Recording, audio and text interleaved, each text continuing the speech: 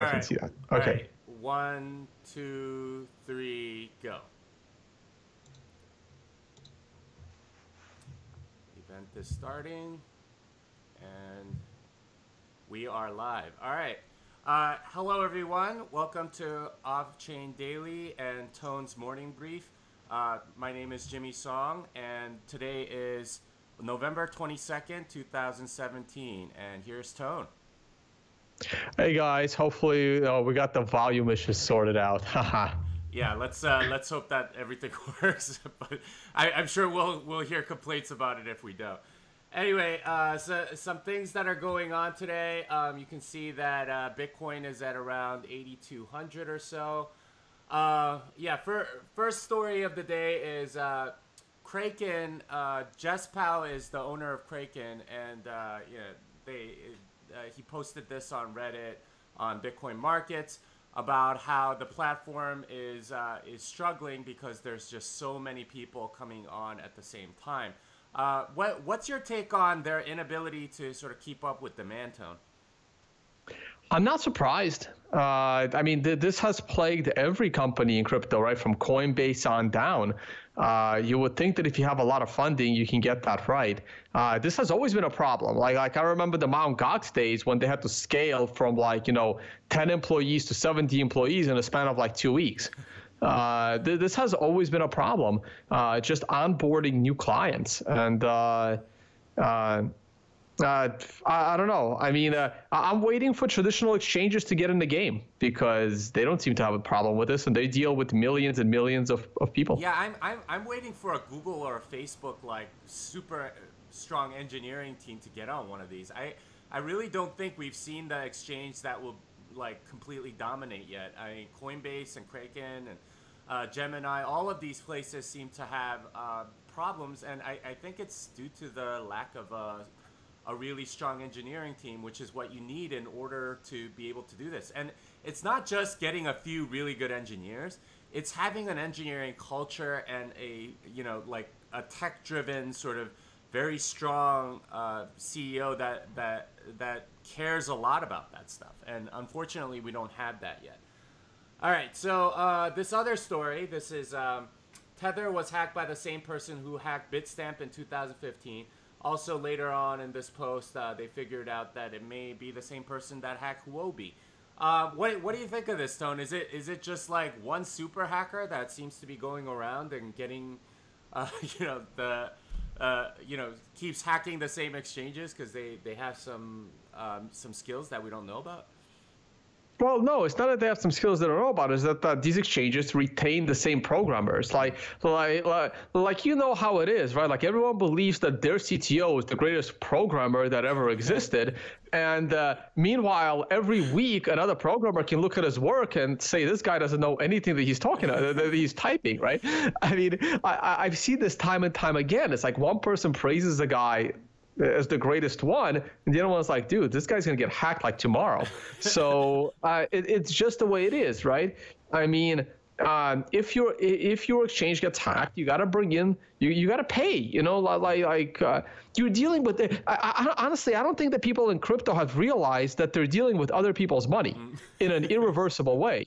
You gotta go out and find the talent. Like I keep telling people that. Well, the people that I work with on Wall Street, I mean, they're actual, like, a lot of them are geniuses. They're like PhDs that got it done early.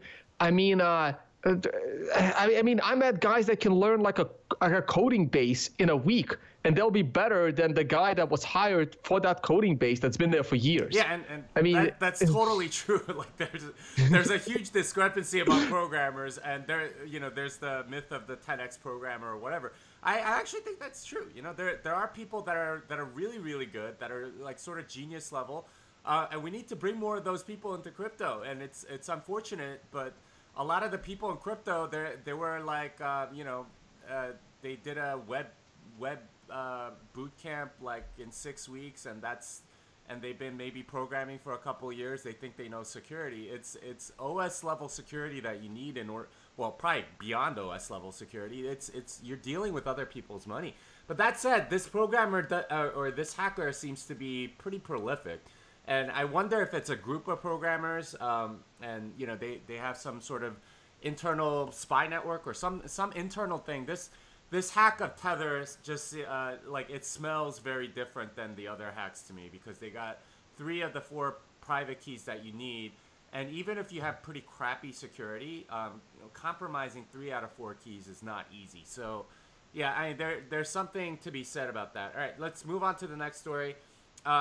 Due to our coverage, I think, of Tether and Bitfinex, Nathaniel Popper wrote this story. No way. No way. I mean, it takes these guys like a week or 2 to write a story like this. This was in the works way before our coverage. Well, I mean, man, what timing though, huh? Like, I know. We beat him to it because we're just YouTube bloggers. But no. Nathaniel Popper probably started this weeks ago. It has to go through editing. We just beat him to it because we can jump on a live stream in 24 hours. Yeah, which is awesome, and you know, we happen to get Bitfinex on our show and have Tether right after. It was awesome, and we discussed it. As much as I want to troll and take credit for this, I really can't. Well, I don't know. I want to take a little bit of credit. Maybe they were rushed to put this story out there. I know. Yeah, maybe that makes sense. All right, so Bitcoin Cash, they've started to you know. I don't know. They're doing something. They've been going down for a while. But you know, the price is at like 0.15. I want to show you this one transaction, which is very, very interesting to me. These are all Segwit addresses on the left, and somebody spent all of the money that went into Segwit addresses to this one address. It turns out to be about 500 Bitcoin Cash. Remember, there's no Segwit on Bitcoin Cash, so it's an anyone can spend. So people were spending to Segwit addresses on Bitcoin Cash. There's no way to tell if it's wrapped in pay-to-script hash. And apparently this person posted to our Bitcoin. Some of you may have noticed this transaction which spent this much. Here is, you know, I took all of it and I will be giving it back for 30%, you know, charge. So kind of Robinhood, almost white hat-ish, but not exactly, because they're taking a large 30% cut. But yeah, it's very interesting that they you know, did some blockchain analysis on Bitcoin. What do you think of this? Is this moral? Is this well, wait. So is he actually going to give some of it back? Yeah. If you sign a recovery message according to this post, it's like the following is an example recovery request message. I would like to recover the coins, and you have to sign it and do all that stuff, and then you can get it back if you request it. But he'll only give you 70% of your money. This is all on Bitcoin Cash, of course. That sounds very reasonable to me. Well, I like very generous. 70% is very generous. I mean, if he consulted me, I would have told him to keep it all. I mean, he did all the work. Now, here's what bothers me here, right? How are people able to send their Bitcoin Cash to Segwit? To Segwit addresses. Don't the developers of Bitcoin Cash wallets know what they're doing? Shouldn't they block you? Shouldn't they know it's a Segwit address? Well, so it's a little tricky because there's a backwards compatible version of a Segwit address which looks exactly like a pay-to-script hash or a multi-sig address. So would it be tricky for Blockstream and Chainco Lab developers? No, there's no way to tell. They're completely backwards compatible unless you know the redeem script. There's no way to know whether or not it's a multi-sig pay-to-script hash or a Segwit address. So how could they have gotten around this from the get-go? There's no way. This is user error essentially, and you're not going to be able to protect users from themselves if it's backwards compatible. This is sort of the compromise that they came up with. Was you want all the wallets to be able to send to Segwit addresses, and these are not native Segwit. These are pay-to-script hash wrap Segwit, which is a little bit different. If it was native Segwit, you wouldn't be able to send it because it's not a standard transaction on Bitcoin Cash. But you know, native Segwit BEC32 addresses, they're like very few people know even what they look like or what they are. So, you know, in order to sort of make it backwards compatible, they wrapped it around pay to script hash, and those are the ones that are being spent. And you know, he managed to gather almost 500 Bitcoin Cash tokens this way. I mean, there's enough people that are doing this mistakenly that this is kind of a problem. Gotcha. Well, again, like I don't have any Bitcoin Cash because I sold all of mine. I mean, this is crazy. I mean, the Bitcoin Cash is such a joke. Yeah, this is what happens when you sort of pull out code and not. I mean, I don't know. Maybe they weighed this, but this is certainly one of those consequences when you pull out all the Segwit code. Well, you're leaving in some of these vulnerabilities. So I don't know. Something to think about. I noticed this yesterday. This is Bitcoin Gold. It went all the way up to 0.065 on Bitfinex, and this is largely due to the fact that Bittrex started listing Bitcoin Gold, and it went. Well, actually, no. This is the reason right here. But it did go up for a little bit. I'm not sure what happened there. Bittrex listing it kind of caused it to go up here. Yeah, so I'm kind of wondering what's been going on with Bitcoin Gold. So Tone, do you think Bitcoin Gold will go up as soon as like more exchanges list it? What's going on? I hope so. I haven't even pulled out all of mine. I want to sell it. I can always use more Bitcoin. Yeah. I hope it does. To be honest, I really don't know. I mean, I think Bitcoin Gold is, you know, way better than Bitcoin Cash. I mean, I don't really care for it. I mean, Bitcoin Gold challenges Zcash and anything that forked Zcash, so it's not really a problem for Bitcoin. It's just another real altcoin. Yeah, they have the Bitcoin in its name, but they're not trying to, you know, go after Bitcoin users. So I haven't seen it yet. I haven't seen any, you know, scammy advertising, you know, pretending to be Bitcoin. So I don't really have a problem with Bitcoin Gold. Okay. Yeah, you can currently get almost 3%, you know, added to your stash if you sell. Yeah, I'm gonna want to see at least 5% before I even consider, you know, pulling it out. Yeah. All right, and final story from me before we go to Tone and his price stuff. Ethereum-based Confido vanishes after raising $374,000 in an ICO. Is this a surprise, Tone? No. Again, the surprise is, why aren't these happening like every day? Because there's ICOs every day, right? I mean, this is why you do an ICO most of the time. Or you pretend that you're going to code something. I don't expect anything to come out of these ICOs other than things like this. Like again, this is almost a non-story to me. I'm like, yeah, so that's what you wanted. I mean, this is what you're buying. Hopefully this ICO thing is going to start to die down. And by the way, this is why the regulators are going to ban all ICOs, because of this, right? Not because not because of anything I say. It's because of situations like this. Yeah, and people are going to complain. The SEC is going to get on it. All right, Tone. If you want to do your price stuff, you can share your. Well, just before the price stuff. Oh yeah, I was just about to tweet this out. I guess I'll tweet it out after. I knew I forgot to do something this morning. I forgot to tweet this. That's okay. That's okay. Well, they'll be on a 1 minute delay. All right, let me do screen share here. So we're doing this on Skype. Share screens. There we go. Yeah. All right, can you see that? Yes. All right, cool.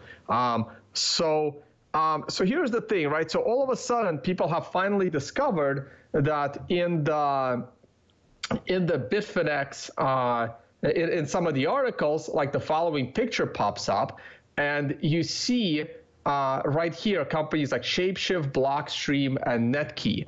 So because this arrow seems to be going in two-way direction, I wasn't sure who invested into who. So I'm like, oh man, did Blockstream invest in Bitfinex? That'd be bad. But it sounds like it was the other way around. It looks like it was Bitfinex that invested in Blockstream. And people are starting to realize this on Twitter, and the conspiracy theories are starting to fly. So here's my brief comment on this, right? If Blockstream had invested in Bitfinex, that would be a little, I would be very disappointed, because Blockstream shouldn't be like investing in other companies, especially exchanges, right? But if it's the other way around, it makes total sense for an exchange to invest in a company like Blockstream, because they want to make sure that the most qualified core developers get paid to make sure that Bitcoin, doesn't get lost like Bcash is being lost by sending it to the wrong address, right? To make sure that you don't have an assert 0 error, right? To make sure that you don't have an off by 1 error, right? So for any company involved in using Bitcoin as its underlying product that's making the money, it's to their advantage to invest in the best possible developers for the best possible, outlook for Bitcoin itself. Now, this absolutely does not mean that Bitfinex gets to tell Gregory Maxwell and Luke Dash Jr.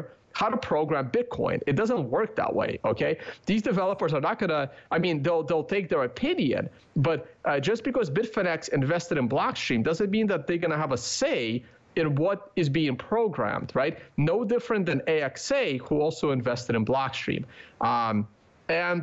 If the investor in Blockstream turns out to be shady, then again, it's not Blockstream's fault. They probably did some due diligence on who investing in them, but there's only so much information they can have. How much resources are they gonna spend vetting, their investors that, seem to be legal?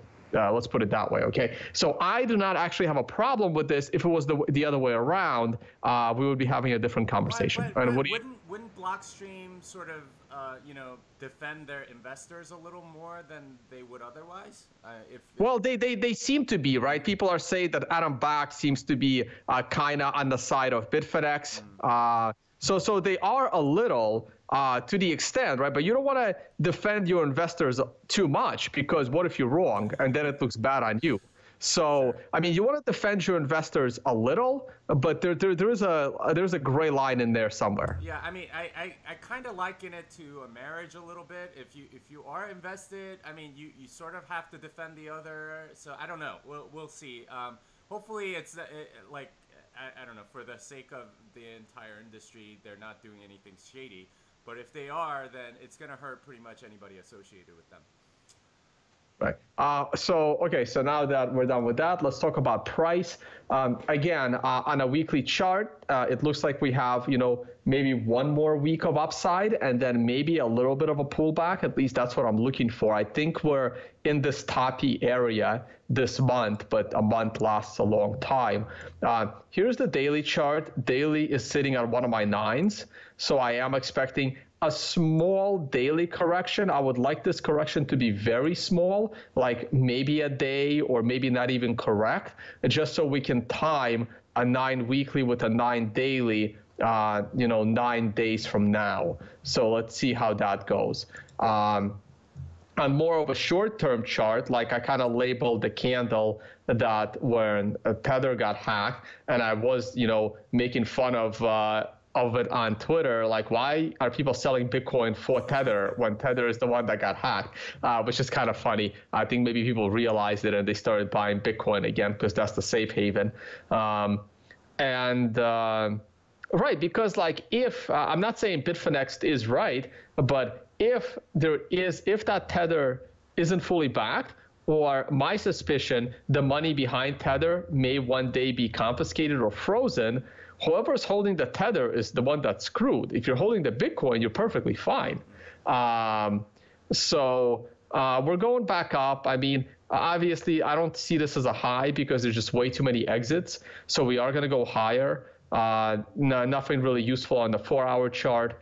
And the 1-hour chart still has a doji high around the time of the New York Times article, which is why I put it in my tweet.